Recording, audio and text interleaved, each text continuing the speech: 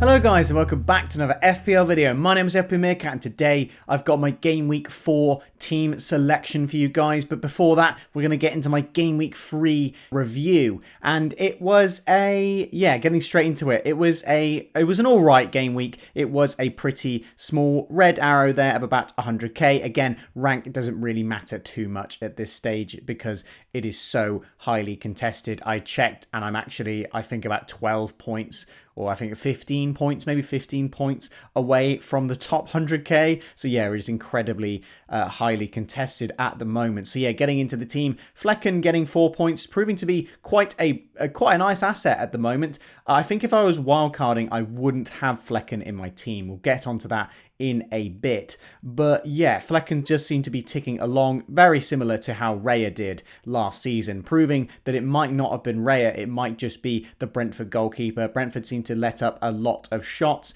It was a really unfortunate goal that he conceded to lose the clean sheet. But yeah, still getting a nice 4-pointer there. What could have been a 10-pointer, unfortunately. Chilwell getting 6 points there. Any of you who watched the Chelsea game know that he fully could have got a lot more than 6 points. Missed an absolute sitter right in front of the goal. Decided to pass for some reason. So yeah, 6 was probably quite a low score for him, all things considered. Saliba getting 1 point, losing the clean sheet there for Arsenal. Really don't like him as an asset, to be perfectly honest. I much prefer the attackers who can go and get the attacking returns. So I have considered not moving him on, but moving him to the bench for the upcoming game week. Estupiñán getting 1 point. Maybe he's not as essential as we thought he was. Now the fixtures are starting to turn.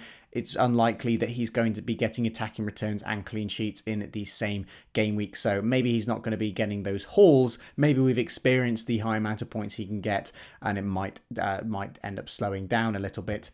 Foden ended up being my transfer in and I was absolutely gutted because it was between Foden and, of course, Raheem Sterling. Foden getting 4 points. He was on the bench. And yes, so many midfield assets returned in the game week. It was a really frustrating decision made by me. And I got rid of him for Rashford, who ended up outscoring Foden anyway. So yeah, it was a very poor decision on my behalf. I was flip-flopping between him and Martinelli to get rid of. I personally wanted to get rid of Martinelli in my team, but people said, don't worry, the Arsenal fixtures are much better than Man United's. I would stick with the Arsenal triple up, and yeah, I should have gone with my gut. I should have kept Rashford. To be honest, Bruno Fernandes is someone who looked very, very good as well in that game, but yeah, not very good on that behalf. Mbeumo as well, only getting 2 points there. A bit of a quiet game for him, to be honest. I watched the highlights, didn't really see him get many chances to attack, but got a much better set of fixtures coming up. I'm not too worried about him. Saka getting a penalty as well. Nice to see that. We did think that Ødegaard wouldn't solely be on penalties. He did mention, Arteta did mention that he had no idea he'd take the penalty and that it was down to the players to decide. So we might see alternation between the penalties. It could have been a one-off from Ødegaard, but I'm happy to keep Saka in the team. He's still proving to be a good asset and getting chances to score a lot more so than Martinelli seems to be getting at the moment. Captain Haaland missing a penalty. That's probably the turning point of this entire game week for most of our scores. Only a 4-pointer from him. Could have been a 13-pointer if he'd scored that penalty. But yeah, not a very great return there. Not very high returns from anyone really in the team. Some consistent returns there. One of which especially Ollie Watkins, who's got an assist in every single game so far, but hasn't scored yet. Seems to be a very peculiar asset to own at the moment. You can't be too angry at him because he is consistently returning, but he's not hitting the heights of some of the other players. So yeah, he's a very interesting one to own at the moment. And Jackson, who had a pretty dire first half. He was getting into really good positions using that explosive pace of his, but he just couldn't get his first touch sorted. He was butchering a lot of the chances he had. He did finally get his attacking return though, which was long overdue in that game. But yeah, still a great asset, I think, to own in our teams if he's going to continue getting those starts. So yeah, 48 points for me there. A small red arrow to just inside the top 500k there. But yeah, moving on to game week 4.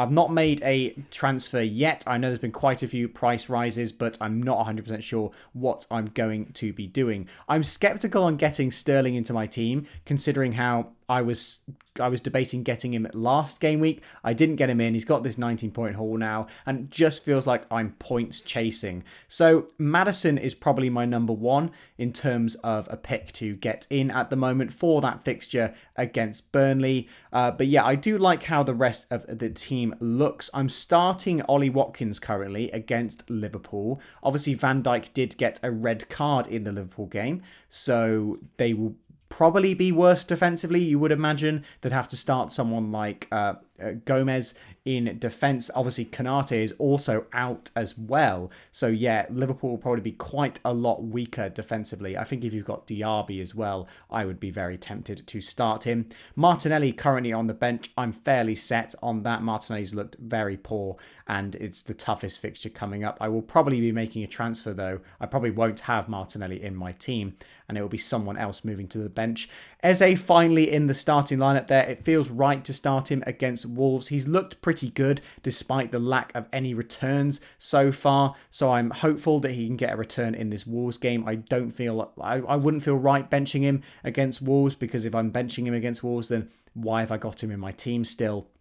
I think he can get returns in that game. The rest of the team I do like the look of. There is a real lack of a standout option here apart from Haaland. There's not really any debate at all about whether I want to captain someone else. I think Haaland, you know, he barely needs anything to have a massive haul in a game week. So yeah, I think he can turn that around and get a really, really high score. But yeah, I do have nearly 2 million in the bank now from moving Rashford to Foden. So I can do something. There are 3 moves that I feel like I'm weighing up at the moment. Martinelli to Maddison, like I said, and I'd probably bench one of Watkins or Eze at the moment. But you guys will have to let me know who I should bench in that case. Maybe we get some news that Foden might be benched or something like that. So Martinelli to Maddison. Could be Martinelli to Sterling as well. And the other option I'm thinking of doing is Baldock or Kabore. Actually, Baldock is back, isn't he? So it'd probably be Kabore. Kabore to either one of Gusto, if I don't make the Sterling move, or UDOGIE, who looked incredibly good in that game against Bournemouth. Yeah, the game against Bournemouth and the game coming up against Burnley for him. Spurs seem to look a lot stronger, getting those assist points as well, and they seem to be getting clean sheets as well, so I don't mind backing the Spurs defence. But yeah, this is how the team looks at the moment.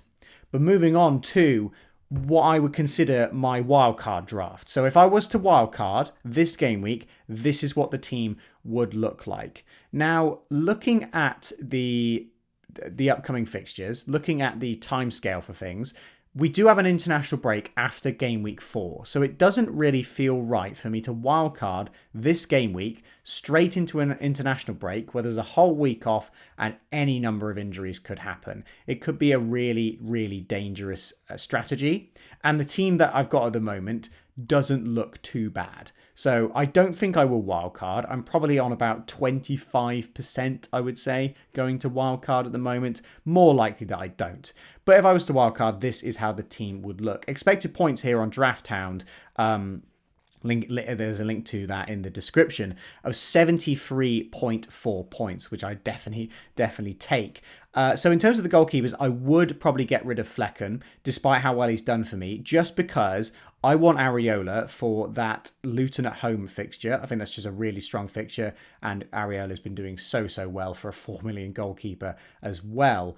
And I think Luton could have quite a few shots in that game. It's their first home fixture. I think they'll be really up for it. And Leno therefore, rotates incredibly well with Areola. So I'd probably go with Leno in goal, bench him for that horrible Man City fixture, but then have him for the really nice upcoming fixtures. So I would use Areola very sparingly.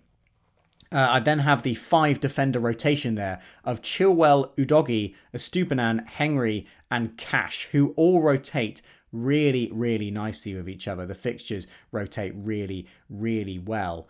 And they all have that attacking threat, which is what I love about this wildcard team. None of them are, none of them are centre backs. None of them are just gonna consistently get you clean sheet points and maybe the odd bonus. They've all got attacking potential, which looks really, really nice. Of course, Sterling would be in the team. Sterling is actually the second highest in terms of predicted points for this game week coming up. I keep Saka and Mbeumo in the team. I would then go for Maddison instead of Martinelli, of course. And I would probably move on Eze and get someone like Bruno Fernandes in, who did look really good on penalties as well for Man United. Of course, the penalty takers can just always haul if they get a penalty.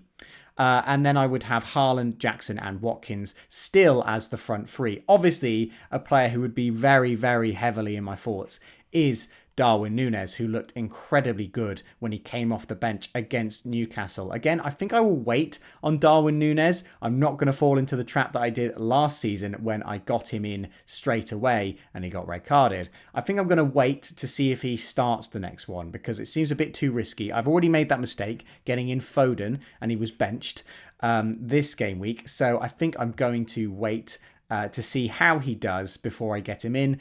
The upcoming fixtures for Liverpool are still quite tough, but they do change, I believe, after game week 6, I think it might be. So I could hold off until then to wait to wildcard and maybe get in a few more Liverpool assets. That's probably how I will play it. So yeah, the first bench option will rotate between Watkins and Mbeumo and Maddison. So if any of you are wildcarding, this is the team that I would go with. I believe with my team value as well, I believe this had 0.3 million in the bank as well. You might not be able to afford this team if you haven't caught many of the price rises and obviously the value rises in the team. But there could be a very easy switch here. Chilwell to Gusto could be a very simple swap there. You might downgrade one of the 4.5 million defenders down to a 4 million to afford this team.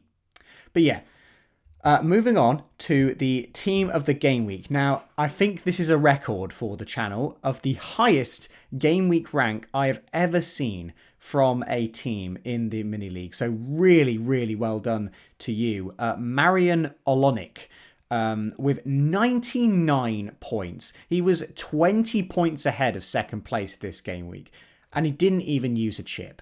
And even more incredibly, he's got Matty Cash's 17 points on the bench, which is really painful to see. What could have been he could have been in the top 100 for this game week.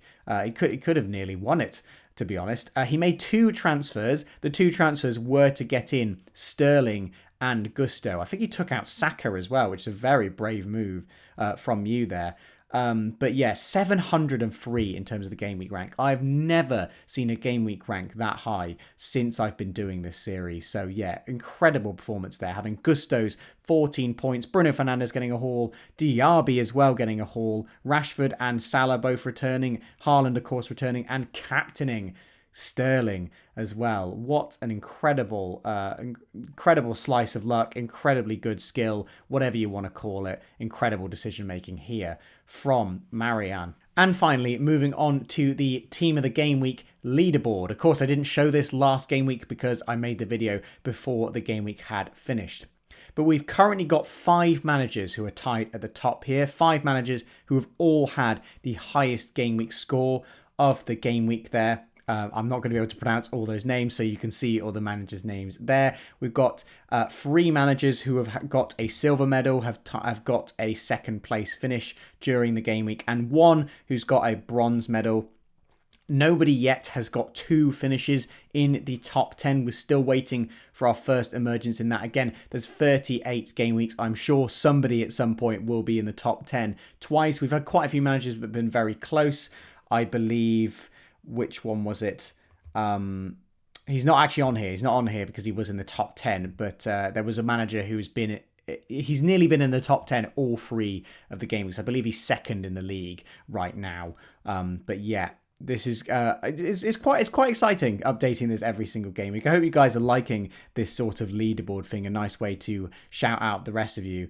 But yeah, I'll obviously be waiting eagerly to see who is the first manager to get 2 finishes in the top 10. Of course, it matters mostly about the gold medals rather than the top 10 finishes. But yeah, still excited to see who's going to be the first one to get there.